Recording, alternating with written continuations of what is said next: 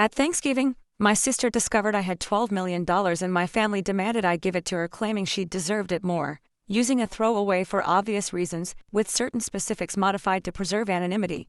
So I'm Sarah, 38, female, and I need to get this off my chest. Do you know those family dynamics in which one child can do no wrong while the other appears to be invisible? Yes, welcome to my life. Everything was very typical until I was 8. I was an only kid, and while my parents were not particularly warm and fuzzy, they were present, I suppose. Mom would help me with my homework, and Dad would occasionally take me fishing on Lake St. Clair. We weren't the Brady Bunch, but we were fine.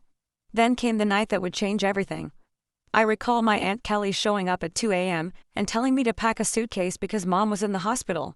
My sister, Rachel, was on her way, but something was wrong. She wasn't meant to arrive for another 2 months. The following few weeks were a flurry of hospital visits and hush chats. Rachel was really little. She looked like one of my baby dolls, but with all these tubes and cables, I wasn't allowed to touch her or get too close. That was the first time I felt it, an invisible wall forming between me and the rest of my family. When they eventually brought Rachel home, our house turned into a sterilized bubble. Mom had an obsession with germs. I'm talking industrial-strength disinfection throughout, hand sanitizer stations in each room, and constant cleaning. The harsh odor of bleach still causes me distress to this day. But here's the bit that really messed me up.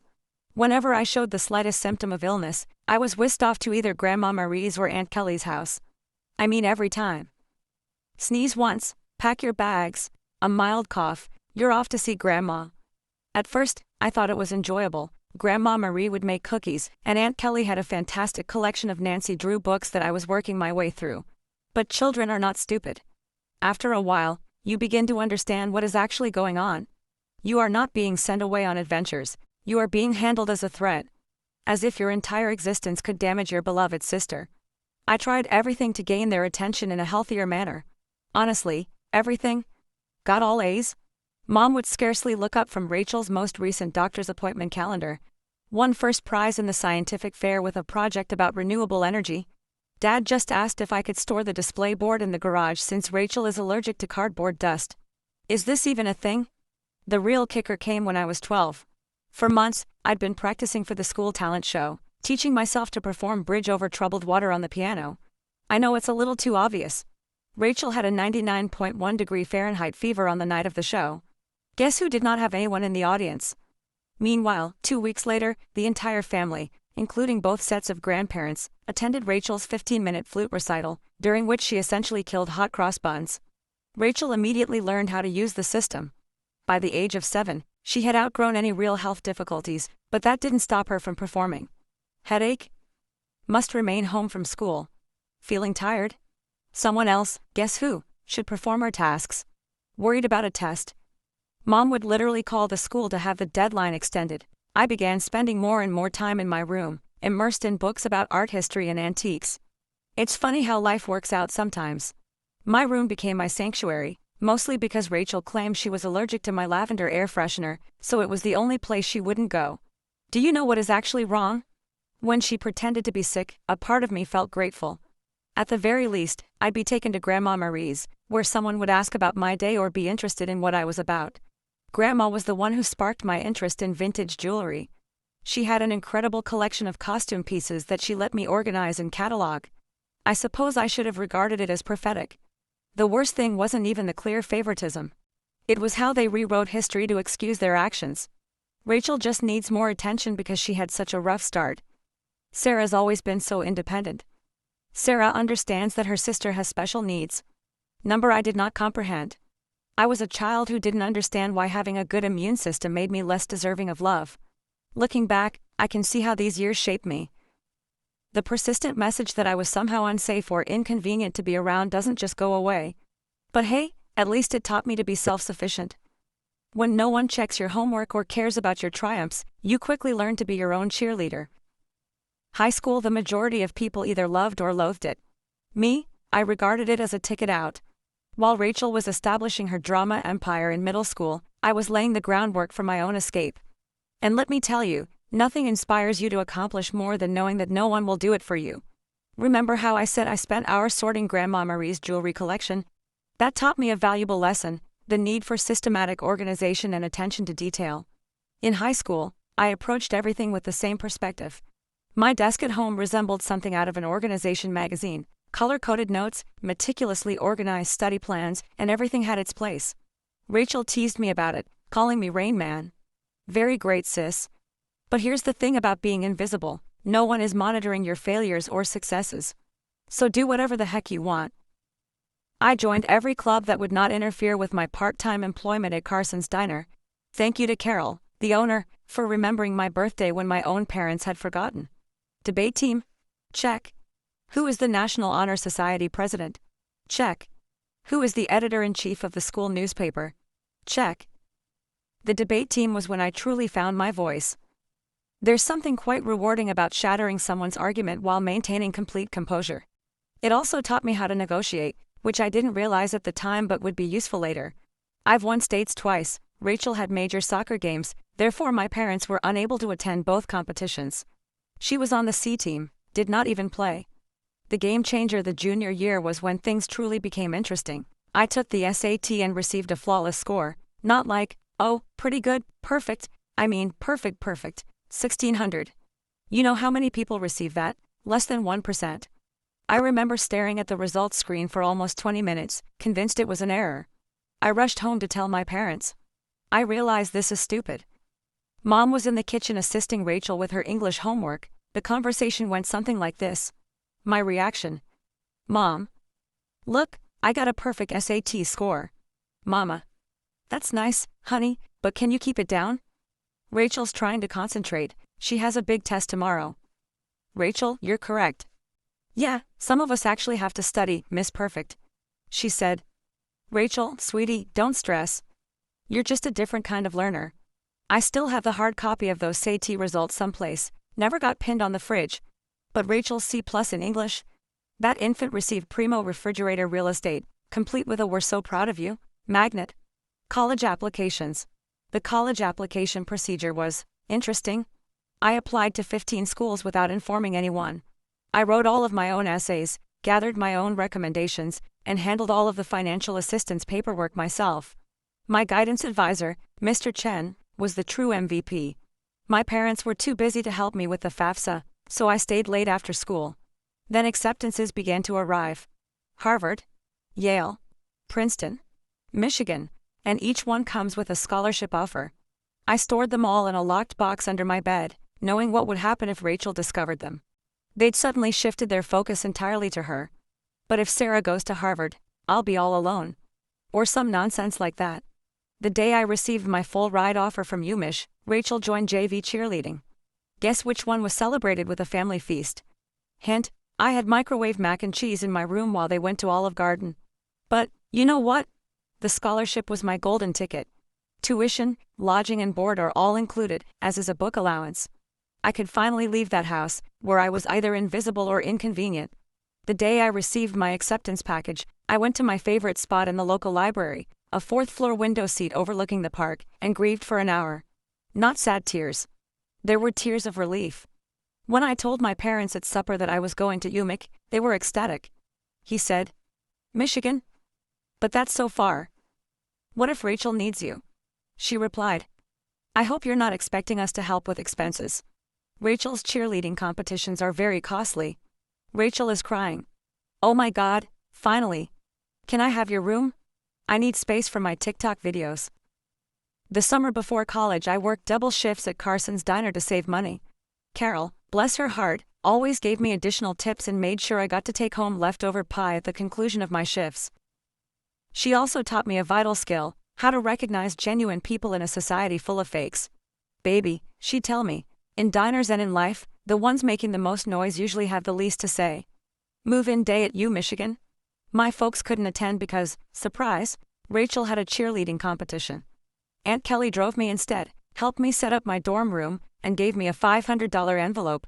Your Grandma Marie wanted you to have this, she told me. She's so proud of you. Later, I learned that Grandma had been saving that money from her Social Security checks for months. That first night in my dorm room, I promised myself I was going to create such a wonderful life that being overlooked would be inconceivable.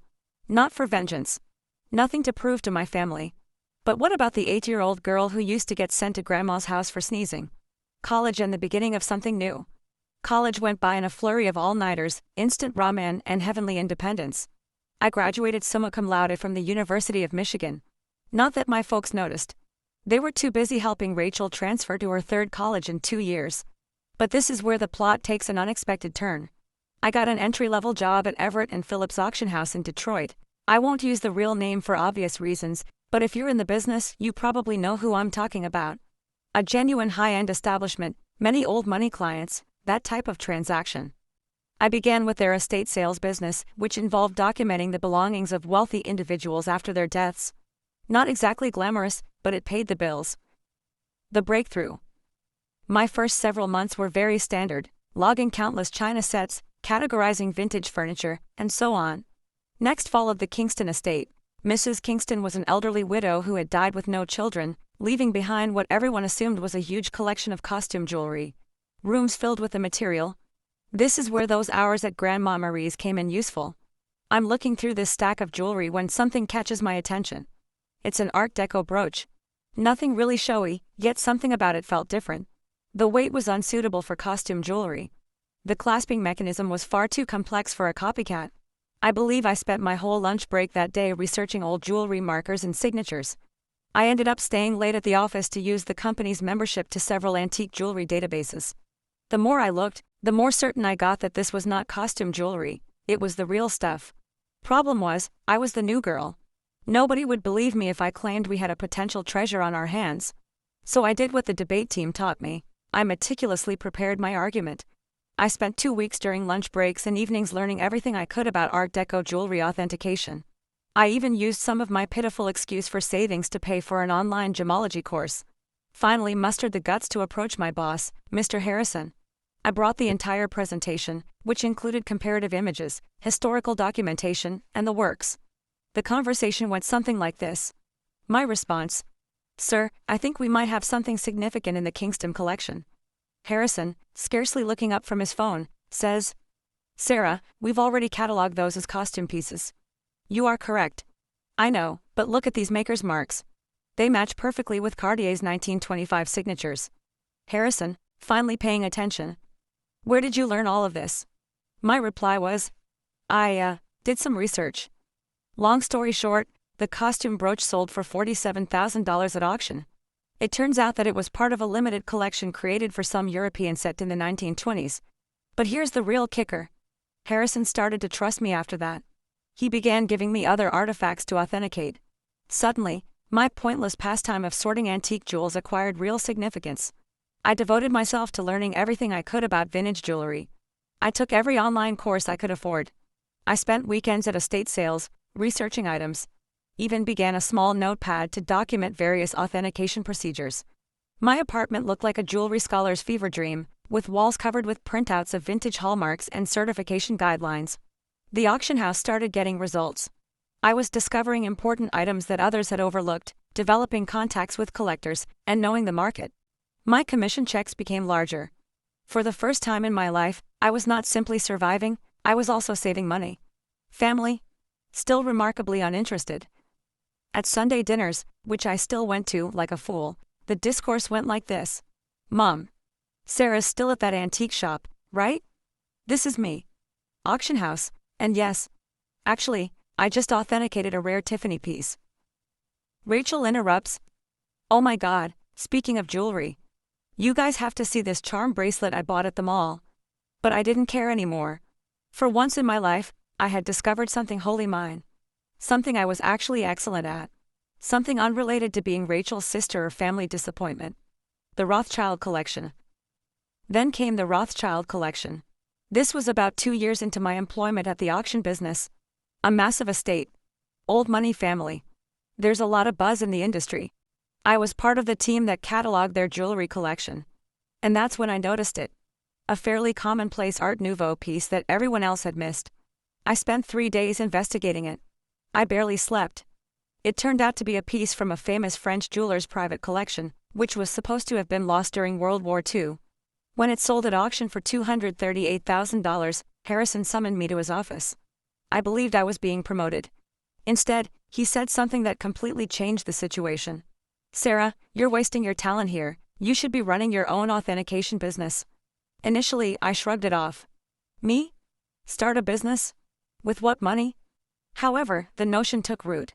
I began doing modest freelance authentication projects on the side. Word spread that I had a terrific site. Private collectors began contacting us directly. One night, I was sitting in my modest apartment, surrounded by jewelry manuals and authentication tools that I had gradually accumulated, when I had an epiphany. This is something I could actually do. I could create anything on my own. So I did what any reasonable person would do. I took out a large debt against my car. I emptied my savings account. I rented a small office space in a less desirable area of town. People believed I was insane. Perhaps I was. I transformed a storage room above a Chinese restaurant that was about the size of a college dorm room. The rent was low because it always smelled like kung pao chicken, and the Wi-Fi only functioned if you sat in the corner by the window. But it was mine. The struggle. The first few months were interesting, and by interesting, I mean scary. I'd awaken at 4 a.m. with cold sweats, calculating how many months till my savings ran out. Loan payments felt like a rope around my neck. My office furnishings comprised of, I purchased a card table from Goodwill. A chair I literally found on the curb. Don't worry, it was thoroughly cleaned. However, in the world of high-end jewelry, reputation and contacts are everything. And my experience at the auction house provided me with both. I started small by doing authentication work for local antique dealers. My fees were lower than the larger organizations, but my attention to detail was becoming known. Word spread. 6 months later, a watershed moment occurred. A dealer I had dealt with at the auction house inquired about a collection of Victorian-era brooches. The owner requested confirmation before selling. It turned out to be a massive collection, with pieces from 3 generations of families. I worked on it for 2 weeks straight, rarely sleeping and documenting everything. I discovered 2 extremely rare pieces that had been misinterpreted as later replicas. The owner was so delighted with my detailed analysis that she not only paid my fee, but also offered me a 10% commission when the piece sold. Was that a commission? $86,000. More money than I had earned in the preceding 2 years combined. Suddenly, my phone rang. A lot. Private collectors have heard about my knack for finding missed pieces. Estate lawyers seeking advice on inherited jewelry. Even my previous auction house began sending me authentication work. I'm quite sure Harrison was secretly helping spread the news. Thanks, boss. Scaling up. By year 2, I'd hired my first employee, Jenny, a fresh gemology graduate who reminded me much too much of myself at that age. She was extremely intelligent, yet she was neglected since she was quiet. She is now my head of authentication and is well worth her weight in gold. The firm expanded quicker than I could have predicted. Moved to a proper office downtown, goodbye, kung pao chicken odor. Created a team of specialists. I've earned a reputation for finding misplaced items. You wouldn't believe how many important historical jewelry items get misinterpreted as costume jewelry in people's attics. Keeping it secret from my family. However, success came with its own set of obstacles. The bigger we became, the harder it became to keep it a secret from my family. They still thought I worked in an antique shop. Rachel would make these sarcastic remarks during family dinners. Rachel asks, Sarah, I have some old jewelry I was going to donate to Goodwill. Maybe your little shop would want it? Me, having just authenticated a $1.2 million Fabergé item that morning. Sure, I'll look into it. Mom continues to introduce me to everyone as my other daughter. She works with old jewelry or something. Meanwhile, I was quoted in Forbes, luckily under my company name, and we had recently built our 3rd office. What's strange about it? Keeping the secret became almost enjoyable, like this private joke with myself. I'd sit at Sunday dinner in my Target discount outfit, really Chanel, listening to Rachel speak about her entry-level marketing job, knowing I'd just closed a deal for more than her annual income. I even started playing tiny games with myself, such as wearing authentic Harry Winston pieces to family gatherings and seeing whether anyone noticed. They never did. Rachel once spent 20 minutes showing off her expensive $200 Michael Kors watch. I was wearing a vintage Patek Philippe that cost more than her automobile. Managing growth, however, the real challenge was managing growth. By year 5, we'd established offices in Detroit, Chicago, and New York. I spent more time on airplanes than in my own bed. We built a reputation for discretion. It turns out that many wealthy people want their jewels verified without the rest of the world knowing. The money was enormous. For example, we needed to hire a large team of financial advisors. Nonetheless, I maintained a relatively modest lifestyle. I purchased a nice, but not flashy house in a desirable neighborhood. I drove a high-end, but not obvious car. The only place I truly splurged, my home office. Advanced authentication equipment. The most effective security system money can buy. A custom-built vault to make Fort Knox envy. What's with the irony? They believed I was being frugal by aiding them. Mom would remark things like, "It's so sweet of Sarah to help out, she must be eating nothing but ramen to manage it." Meanwhile, I had just validated a collection, which earned me a commission greater than their mortgage. You know what's strange about success? The more you have, the more difficult it is to explain to others who have always perceived you as inferior. It's like explaining color to someone who has only seen black and white. They lack the necessary context. By this stage, my company was doing really well. We had the Midwest's high-end jewelry authentication industry cornered, and our reputation was solid gold, pun intended. But every Sunday, I'd travel to my parents' house for dinner, playing Sarah, the modest antique shop worker. The cognitive dissonance was becoming ludicrous. I'd spend my mornings on conference calls with Dubai collectors, my afternoons authenticating million-dollar pieces, and my evenings at my parents' house in carefully chosen normal clothes, eating Mom's overcooked pot roast while Rachel dominated the conversation with stories about her latest marketing triumph. Usually something like bringing her boss's coffee without spilling it. A defining moment. One Sunday is very memorable in my mind.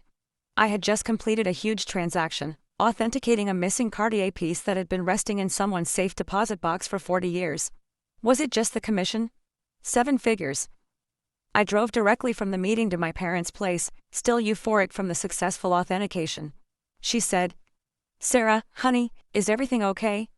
Your clothes are looking a bit worn." "Oh, trying to save money," I said, wearing a $3,000 cashmere sweater that I had purposefully chosen for its subtle appearance. Rachel responded, "Well, if you'd gotten a real job instead of playing with old jewelry." "Your dad." "Rachel, be nice, not everyone can be as successful as you." I almost choked on my pot roast, trying not to laugh. The anonymous transfers monthly payments to my parents began about this time. Aunt Kelly informed me that they were struggling to pay Rachel's educational loans and medical bills. Mom casually stated that they might have to sell the house. I couldn't let that happen. Despite everything, it was still the home I grew up in. So I initiated an anonymous monthly transfer of $5,000 to their account.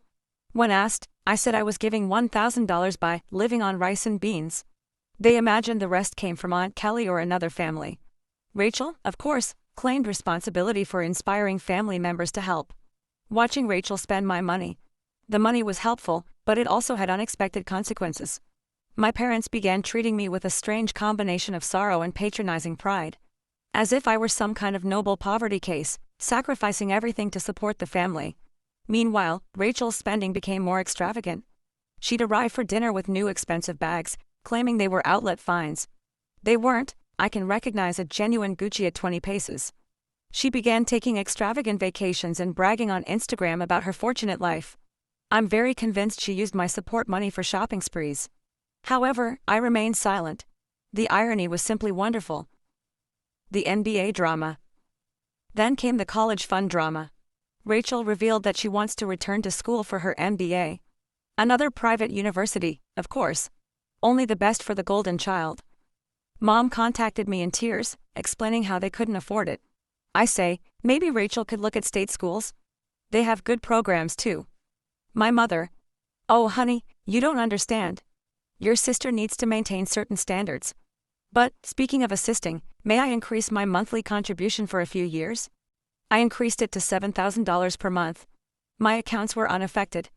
But witnessing them compliment Rachel for taking initiative with her education, while presuming I was living on ramen to help out, that stung a little. The actual kicker? I was giving a guest seminar at the same business school Rachel wanted to attend. My family didn't know that. The dean personally invited me to give a lecture on luxury goods authenticity and business growth. I had to come up with an excuse as to why I couldn't attend Sunday dinner that week. My own achievement started to feel like a distinct life. As if I were some kind of corporate superhero with a hidden identity. By day, I was running a multi-million-dollar authentication business. By night, well, on Sunday evenings, I was just Sarah, the disappointed daughter who worked at an antique shop. The breaking point, Thanksgiving. The weight of the untruth was becoming heavier. Rachel made rude remarks about my career on multiple occasions. Each time Mom apologized to her friends for my modest lifestyle. Every time Dad suggested I get a real job. I believe I always knew it would end dramatically. I just didn't expect it to implode so spectacularly on Thanksgiving. It began 2 weeks before the holiday. Mom called, weeping about her back discomfort. She had been diagnosed with a herniated disc, and the notion of cooking Thanksgiving dinner for 20 guests overwhelmed her. Now, I'd like to tell you that I offered to help purely out of goodwill. But really? I became tired of pretending her dried turkey was appetizing. My response: "Why don't I handle the food this year? I can have it catered." She replied, "Oh honey, we can't afford a caterer." My response: "Don't worry about the cost. I've been saving up." Mom, concerned: "You're not taking out a loan, are you?" I coordinated everything with a high-end catering firm that I use for business gatherings. They do incredible work, the kind of food that makes you wonder why you ever bothered to prepare yourself. It cost more than my folks thought I earned in 2 months, but whatever. Thanksgiving morning dawned, and I was feeling quite good.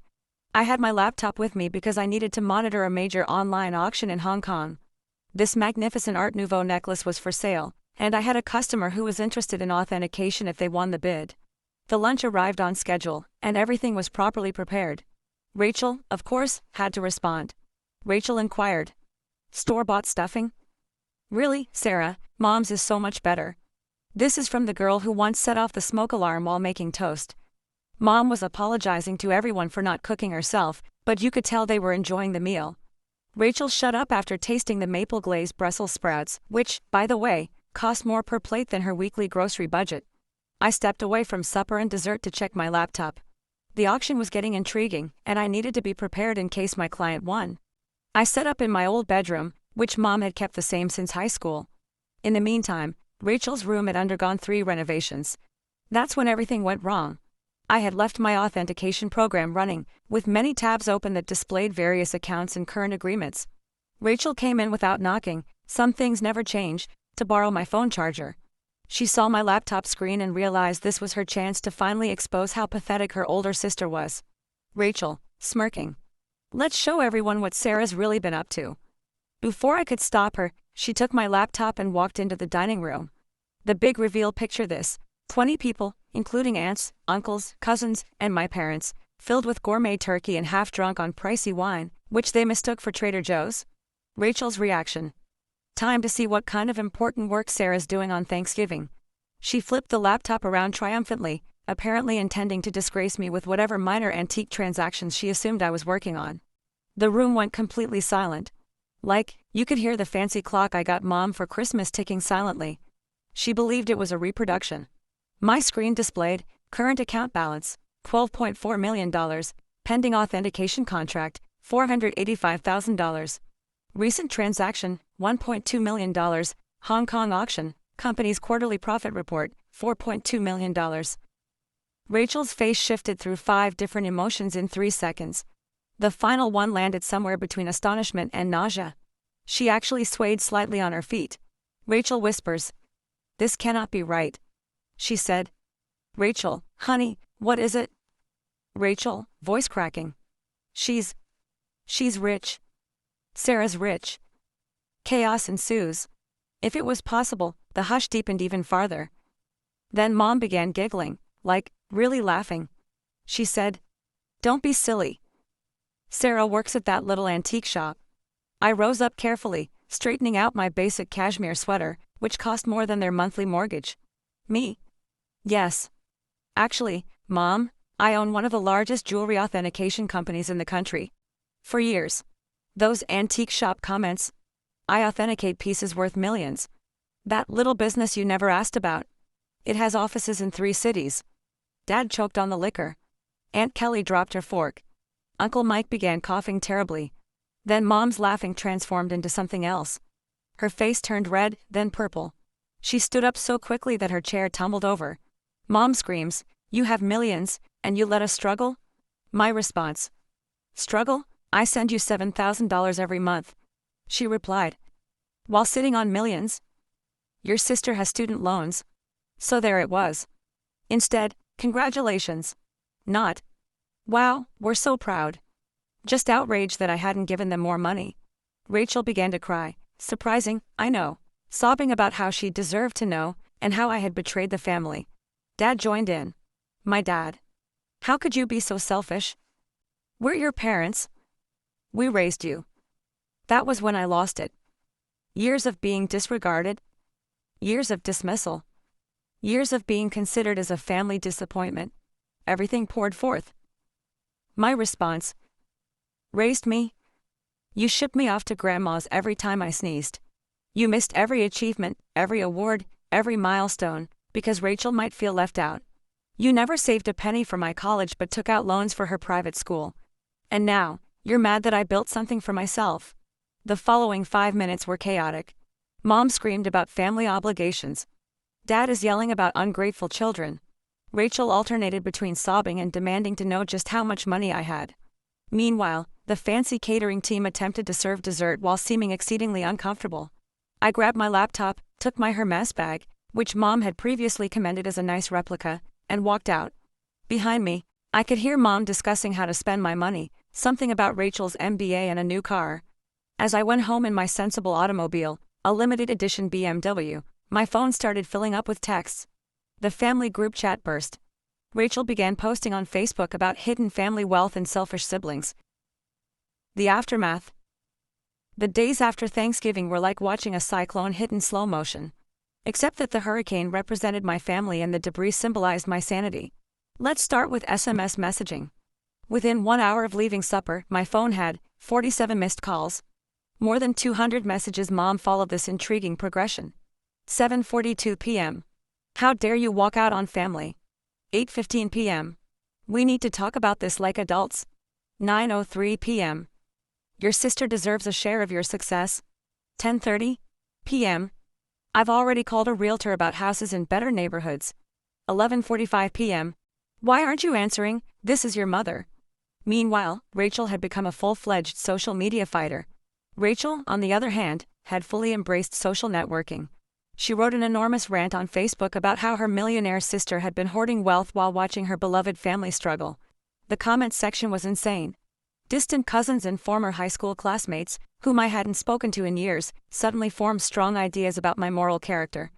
But this is the bit that really grabbed me. Rachel actually posted, all those years of me trying to help Sarah's career, giving her advice about moving up from that little antique shop, and she was secretly wealthy. The betrayal hurt so much I nearly threw my phone across the room. What was the only career advice she ever gave me? I suggest I try selling jewelry on Etsy. If you're unfamiliar with the term, flying monkeys occur when toxic family members send others to guilt trip you.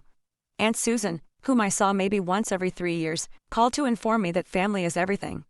Uncle Bob, who I'm pretty sure still believes I'm 12, emailed me a lengthy lecture on the importance of sharing wealth. Even my third cousin's wife's sister, how did she acquire my number, felt compelled to express her thoughts on family obligation. But the real fun began when they arrived at my workplace. I arrived in on Monday morning to find Mom, Dad, and Rachel sitting in our reception area. They informed Jenny, my receptionist, that they had an appointment for authenticating services. Rachel clutched her Michael Kors bag as if it was genuinely worth something. The conversation went about as well as one would expect. Your mother. We've discussed it as a family. I said. A family discussion, without the family member you're discussing. Mom, ignoring me. And we think it's only fair that you set up trust funds for everyone. Rachel responds. I need at least $2 million to start my new life properly. Dad said. And your mother and I would like to retire. We're thinking a beach house in Florida. This is me. Did you miss the part where I've been sending you $7,000 monthly? Rachel responds. That's nothing compared to what you have. You owe us. You're thinking, I owe you? For what, exactly? The years of being ignored? The missed graduations? The constant comparisons? Mama. Don't be dramatic, Sarah. We gave you everything. My response. No. I gave myself everything, and you know what? I'm done. Right there in my own office lobby, I took out my phone and canceled the monthly transfers to their account. Mom gasped as if I'd slapped her. Rachel began her phony crying performance, but quickly stopped when she saw it wasn't working. Then things became ugly. They refused to leave. I had to contact security. Seeing my 60-year-old mother being dragged out while yelling about ungrateful children was bizarre. Jenny asked whether I wanted to press charges. I said no. However, I did have their names placed on the building's do not admit list. The harassment lasted for weeks. New telephone numbers. Fake email addresses. Even tried to contact me through my company's customer service. I finally had to issue a formal legal notice, threatening harassment charges. Mom then played her final card. She called Grandma Marie, but here's the thing about Grandma Marie, she is wiser than all of them together. How did she respond? Good for Sarah. About time someone in this family succeeded on their own terms. Mom did not speak with her for 2 months after that. It has been 6 months since Thanksgiving. I relocated to a new home, with better security. I changed all of my numbers. What about the company? We are doing better than ever. It turns out that my family problems attracted several high-profile clients who respected my caution in the circumstance. Rachel continues to write passive-aggressive updates about toxic wealth and family betrayal. According to what I've heard, she is beginning her own jewelry authentication firm. Good luck on that. Mom and Dad finally stopped trying to contact me when my lawyer wrote them an official letter outlining how the harassment charges would affect their lives. They're now informing everyone that they never wanted my money anyway, and that they're praying for my salvation. What's the best part? For the first time in my life, I feel liberated. No more Sunday dinners full of sly insults. No more downplaying my accomplishments to spare their feelings. No longer financing for the Rachel show. My therapist believes I am finally establishing healthy limits. I say, I am finally living authentically. So, that is my story, Reddit. Thanks for allowing me to share it. Special thanks to the catering firm, who sent me a Christmas letter stating that the Thanksgiving meal was the highlight of their year. Edit, responses to common questions. Yes, I am still in treatment. No, I do not regret cutting them off. Yes, Grandma Marie is doing well. She's coming to visit next month to help me catalog a new collection. One last thing. To Rachel. I know you're probably reading this. What about the Cartier bracelet you're wearing in your most recent Instagram post? Definitely a fake, just saying. Thank you for watching. If you haven't subscribed yet, please do so and hit the notification bell to stay updated with more shocking real-life stories happening around you.